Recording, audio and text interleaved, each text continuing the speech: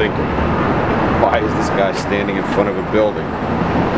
Why is he not standing in front of an 800-pound bluefin tuna, or wearing a loincloth with a knife clutched in his teeth, ready to jump into the dangerous Mekong River to face the giant goonch catfish which can easily gum me to death with its powerful mandibles? Well, the truth is, I live in New York City. Born and raised in New York City. My name is Gus, and I absolutely love to fish. My background is born and raised in the city. I'm an attorney who worked in real estate for most of my life. About 8 years ago, I decided to become a professional musician, which has actually worked out, luckily enough. I've lived here all my life, but been very lucky in that my family has had houses on the north and south shore of Long Island, so I basically grew up fishing from the age of 10 when I caught my first bluefish from the shore, which I couldn't even pull in, and I had to turn around and run it around backwards. I was hooked, or top hooked, you may say.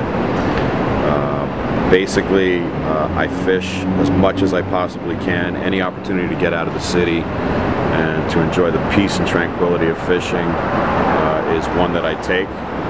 But much to the dismay of my friends and family, who rarely get to see me during fishing season, which is most of the year, quite honestly. I have a boat out in Montauk, New York, and try and get out at least once a week, if not twice a week. Fishing primarily for all the inshore species, as well as when tuna and shark are in season, which is usually late July through, I guess, mid to end September. Usually do that as well. It's a small boat, and me and my partner, who co-owns the boat with me, get our asses kicked routinely in rough weather, cold weather. So I'm not averse to fishing in absolutely any and all conditions. In addition to fishing on the boat, I've been lucky enough to spend most of my summers in Greece. My family's from Greece, from a small island called Chios, which is off the coast of Turkey. And I spearfish there every summer, every chance I get, usually every night, weather permitting. Usually at night for octopus, snapper, grouper, that kind of thing. That to me is probably my favorite type of fishing, because the peace and tranquility that I get spearfishing at night, where I hear no noise. My whole life is predicated on making noise as a musician, so the peace and quiet of just being underwater and enjoying the surroundings is something that is very, very important to me. I basically structured my life around being able to go around fishing during the year and taking my 2 or 3 weeks off in the summertime so that I can go spearfishing in Greece. I know it's kind of nuts, but that's how important it is to me. My favorite fishing story, although it's not really a fishing story, is the following. I do spend my summers in Greece diving on a daily basis, basically spearfishing in a small harbor town.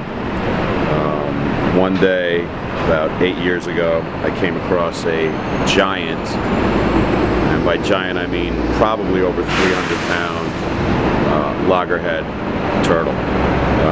I swam with this turtle almost every day for about a week, and when telling the local fishermen that there was this giant thing that was literally hundreds of yards away from where their boats were, they all gave me the same reaction, which was δεν υπάρχουν χελώνες εδώ. Oh, sorry, that's in Greek. Basically, there's no big turtles in this harbor. At which point everybody thought it was completely nuts.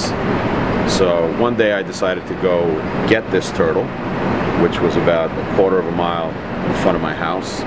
Went down 40 feet to get it and managed to swim it back to shore.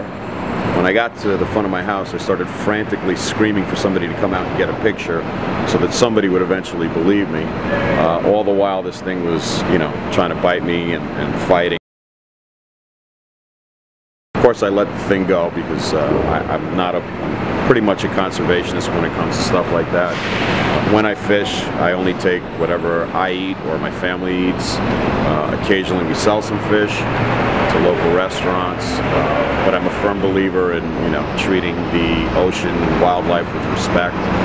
So anyway, so I let this giant turtle go. never to see it again, but the reality is I probably saved its life because the local fishermen would have probably killed it because they tend to eat the fish that are caught in their nets.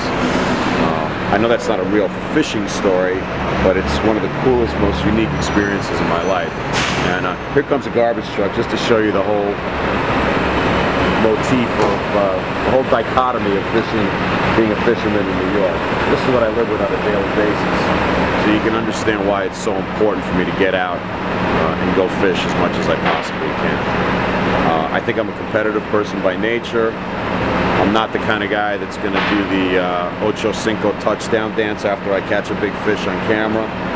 But I do hate to lose, and it is important to me to be as good as I possibly can be at anything that I do. Hello, garbage truck. Anyway, I hope you guys give me a chance to do this. I think you definitely will not regret it. My skills are quite varied. I've fished everything from rod and reel, which is what I primarily do. I've done long lining. I've used fish traps. Obviously, I spearfish.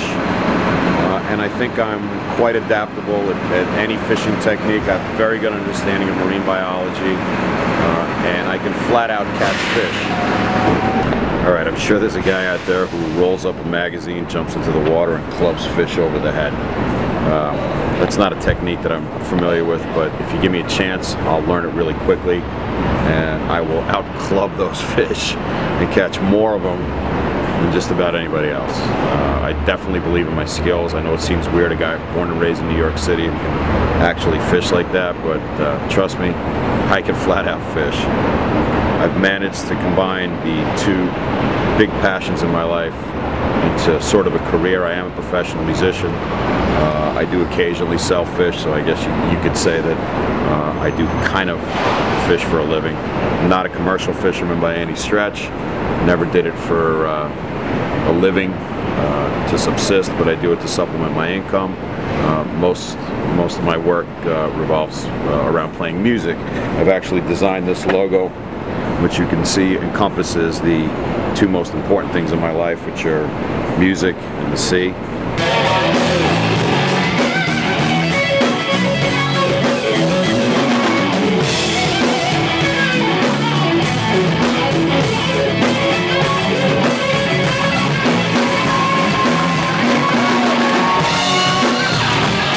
Anyway, I think you can get an understanding of how important this kind of stuff is to me. I really think that you will not regret having me on your show. I think I have as good a shot as anybody else to win. Again, I can adapt to any technique. I'm pretty smart. My hand-eye coordination is pretty good. I was a pretty good basketball player when I was younger. I'm still in, I guess, decent enough shape to be able to do the things necessary to catch fish. And that's it. So thank you for the opportunity. I hope to hear from you guys soon. And I am your top hooker.